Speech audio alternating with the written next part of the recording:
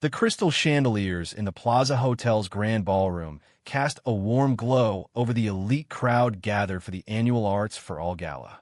Alexander Harrington, the 38-year-old CEO of Harrington Tech, stood near the bar nursing a scotch, his mind elsewhere as always. But then the lights dimmed, and the grand piano on stage came alive with a melody that hit him like a freight train. There, seated at the keys with those familiar slender fingers dancing across the ivories, was Ethan Langford, the man Alex had buried 10 years ago. His heart stopped. "It can't be," he whispered, the glass slipping from his hand and shattering on the marble floor. The music swelled, a haunting Rachmaninoff prelude that Ethan used to play for him on rainy Sunday mornings in their tiny off-campus apartment. Alex's chest tightened until breathing felt impossible. 10 years. 10 years of therapy, of throwing himself into work until his company was worth billions, of convincing himself the ache would eventually dull. He had stood at a graveside in Connecticut, rain soaking his black suit, while his father droned on about moving forward. And now Ethan was alive, head bowed over the piano in a tailored black tuxedo, the same sharp jawline, the same unruly dark hair that always fell across his forehead when he concentrated. The final chord rang out. Applause erupted. Ethan rose, bowed gracefully, and stepped into the wings. Alex pushed through the crowd without thinking, ignoring the concerned glances from board members who had come to network. Security tried to stop him backstage, but one sharp look from a man whose name was on half the buildings in this city sent them stepping aside. Ethan was alone, wiping his hands on a towel, when Alex burst through the door. Their eyes locked. Time folded in on itself. "Ethan." The name came out raw, like it had been waiting in his throat for a decade. Ethan's face went pale. "Alex, you're here." No hello, no explanation, just that stunned recognition. Alex's hand shook. "They told me you were dead. I went to your funeral." The words hung heavy between them, thick with every unanswered question Alex had carried since the day the police called. Ethan set the towel down slowly, as if any sudden movement might break the moment. "I know what they told you. I let them." Before Alex could demand more, the gala coordinator knocked, reminding Ethan of the meet and greet. Ethan glanced at the door, then back at Alex. "Not here. Not like this. Tomorrow. Central Park, the bench by the boat pond at 10. Please." He slipped a small card into Alex's palm, his hotel key card with a room number scrawled on the back, and was gone, swallowed by the crowd again. Alex stood frozen, the card burning against his skin. Outside, the city pulsed with its usual indifferent energy, but inside him everything had cracked open. He had built walls so high no one could reach the boy who once loved a piano prodigy from a modest Ohio town. Now those walls were rubble. He walked the 20 blocks home to his penthouse on Fifth Avenue without feeling the cold, the doorman's greeting barely registering. In the elevator mirror, he looked like a ghost of himself. Sleep never came.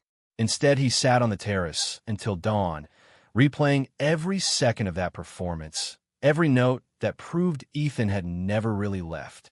Morning light filtered through the trees in Central Park as Alex waited on the bench, coffee growing cold in his hands. He had rehearsed a dozen speeches. Anger, relief, accusation. But when Ethan appeared in jeans and a simple gray sweater, looking exactly like the 26-year-old who once made him laugh until his sides hurt, every prepared word evaporated. Ethan sat, leaving careful space between them. "I didn't die in that car crash," he said quietly. "There was no crash. Your father made sure the story stuck." Alex's stomach dropped. Richard Harrington had always been a master of control. Boardrooms, politics, his only son's future. "He paid you." It wasn't a question. Ethan nodded once. $1 million and a one-way ticket to London.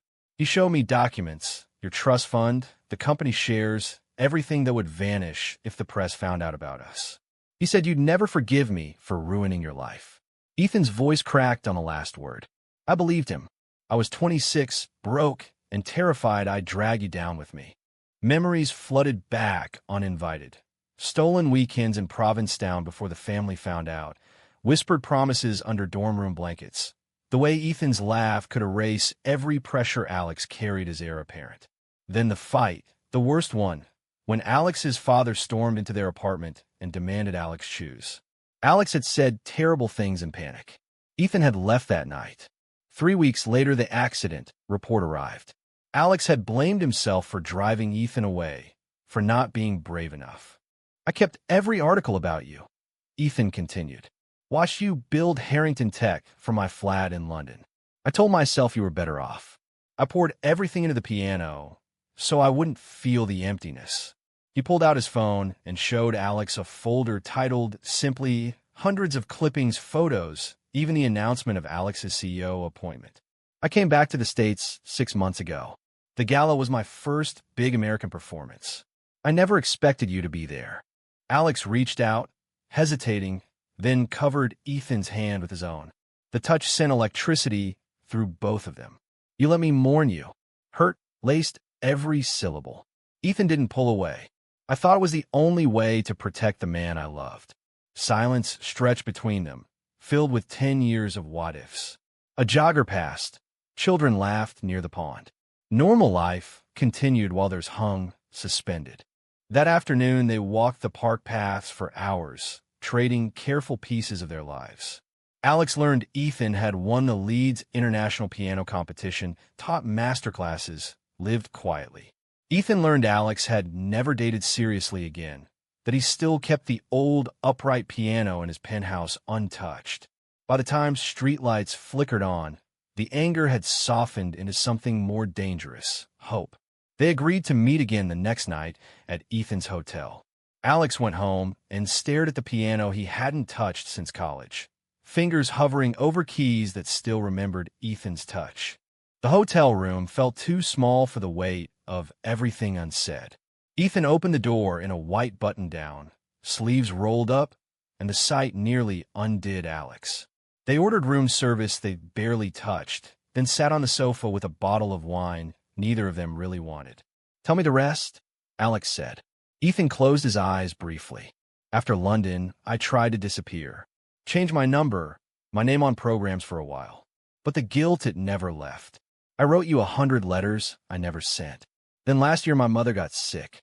I came home to Ohio to take care of her.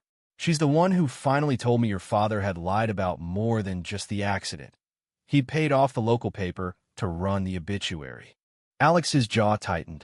He remembered the funeral, the way his father had squeezed his shoulder too hard and whispered, "This is for your own good, son." The betrayal burned fresh. I confronted him once, years ago. He swore he had nothing to do with your disappearance. Ethan gave a bitter laugh. He's very convincing. They talked until the city outside quieted. Ethan played softly on the hotel's baby grand, old songs they used to share. Alex listened with his eyes closed, letting the music stitch some of the torn places inside him. But truth has layers. The next morning, Alex drove to Connecticut unannounced. His father was in the study, reviewing quarterly reports as if the world hadn't tilted on its axis. You lied to me, Alex said without preamble. Richard Harrington didn't flinch. I protected the family name. You were 28, reckless. One scandal, and the board would have voted you out. Alex's voice rose. You stole 10 years of my life. His father's reply was ice. And you would have thrown away everything we built for a piano player from nowhere. The argument escalated until Alex walked out, slamming the door so hard a painting rattled. He sat in his car in the driveway for 20 minutes, shaking. We called Ethan that evening. His voice was raw. I don't know how to forgive him. Or you. Ethan was quiet for a long moment. Then don't. Just decide what you want now. That question echoed in Alex's head for days. He canceled meetings, ignored texts from his assistant, and drove aimlessly along the Hudson, trying to picture a future that included the man he had grieved. The internal war was exhausting. Loyalty to the empire he had sacrificed everything for versus the love he had never stopped feeling. By the end of the week, he knew he couldn't go back to the half-life he had been living. The boardroom on the 45th floor of Harrington Tower felt colder than usual. Alex stood at the head of the long table, the city sprawling below like a chessboard he had mastered. Effective immediately, I'm stepping down as CEO. Gasps rippled through the room. His father, still chairman, rose slowly. Think carefully, Alexander. This company is your legacy. Alex met his eyes without blinking. No, it's yours. I'm taking back mine. Security escorted Richard out after the vote passed. Alex had quietly secured enough shares from allies who valued stability over scandal. The press would have a field day, but for the first time in years, Alex felt light. That night, he went to Ethan's temporary apartment in Brooklyn. The space was modest, filled with sheet music and a single suitcase. Ethan opened the door and saw the exhaustion and determination on Alex's face. "I left the company," Alex said simply. Ethan pulled him inside without a word. They sat on the couch, foreheads touching, breathing the same air. "I don't need the money or the name," Alex whispered. "I need the man I lost." Tears slipped down Ethan's cheeks, the first Alex had seen in 10 years. "I never stopped loving you," Ethan replied, "even when I thought I had to." They spent the weekend talking through every wound. Alex learned about the nights Ethan played in empty European halls, pouring grief into music that critics called hauntingly beautiful. Ethan listened while Alex described the panic attacks that started after the funeral, the way success tasted like ash. There are no easy fixes, only honest admissions. On Sunday, they walked the Brooklyn Bridge at sunset, hands brushing until fingers finally intertwined. For the first time, the future felt possible instead of terrifying. But old shadows lingered. Alex's mother called, pleading for reconciliation. Ethan's sister flew in from Ohio, wary of the man who had once broken her brother's heart. Small misunderstandings flared. Alex forgetting Ethan had a rehearsal, Ethan hesitating to accept financial help that felt too much like the past. Each time they chose to stay and talk instead of run. Growth wasn't dramatic. It was choosing each other in the quiet moments when doubt crept back. Winter arrived early, blanketing Manhattan in white. Alex and Ethan stood outside the old brownstone and Park Slope that Alex had quietly bought weeks earlier. Neutral ground, no penthouse ghosts, no hotel transients. "It needs work," Alex said, handing Ethan the keys. "Like us." Inside, the empty rooms echoed with possibility. They painted walls together, argued over curtain colors, laughed when paint ended up in hair. In the evenings, Ethan played the upright piano they moved in from storage, the same one from college. Alex sat on the floor listening, feeling pieces of himself click back into place. The real test came at Christmas. Alex invited his mother and sister. Ethan brought his mother, now in remission. The dinner table held more history than turkey. Richard was absent, his choice, but his shadow hovered. Halfway through dessert, Alex's mother reached across and squeezed Ethan's hand. "I'm sorry for what my husband did. I should have spoken up years ago." The simple words cracked open years of silence. Tears flowed, stories were shared, and for the first time, the two families began to see each other as people instead of obstacles. Yet tension peaked when a tabloid ran a blurry photo of them kissing on the bridge. Headlines screamed about the billionaire heir's secret gay romance. Alex's phone exploded. Board members who had supported his exit now questioned his stability. Ethan's upcoming Carnegie Hall debut faced sudden sponsor pullouts. They sat on their new couch that night, holding each other while the city buzzed outside. "We don't have to hide anymore," Alex said. "But it's going to cost us." Ethan kissed his temple. "I already lost you once. Nothing else matters." The next morning, Alex called a press conference. Standing beside Ethan, he spoke calmly. 10 years ago, I lost the love of my life because I was afraid. I won't make that mistake again." The room erupted in flashes. Later, alone, they danced slowly in the living room to the same Rachmaninoff piece that had started everything. No cameras, no expectations, just two men choosing each other in a world that still wasn't always kind. Spring brought new beginnings. The brownstone smelled of fresh flowers and coffee. Alex had started a small foundation funding young LGBTQ+ artists. Ethan's Carnegie Hall performance sold out in hours after the press storm turned into public support. They stood on the rooftop terrace one evening watching the sunset paint the skyline gold. Ethan turned, took Alex's hands. "Marry me," he said simply. No grand gesture, just truth. Alex laughed through sudden tears. "Yes. God, yes." The wedding was small. Close friends, both mothers, Ethan's sister, and a handful of artists who had become family. Vows were spoken under string lights in the backyard. Simple promises to choose each other every day. When they kissed, the applause felt like the whole city cheering. Later, lying in bed with city lights flickering through the curtains, Alex traced patterns on Ethan's chest. 10 years, he murmured. We got them back. Ethan smiled. We never really lost them. We just had to grow strong enough to hold them. Life settled into a rhythm that felt both ordinary and miraculous. Morning runs in the park, late-night concerts, quiet dinners where they still discovered new things about each other.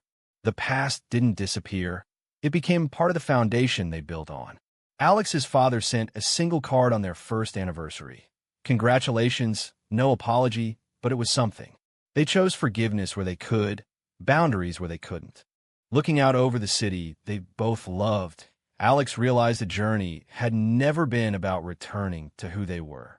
It was about becoming the men capable of the love they once thought impossible. The boy who played piano in secret and the heir who hid his heart had grown into partners unafraid of the world's gaze. True or false? A single act of sacrifice from love can justify 10 years of silence and pain?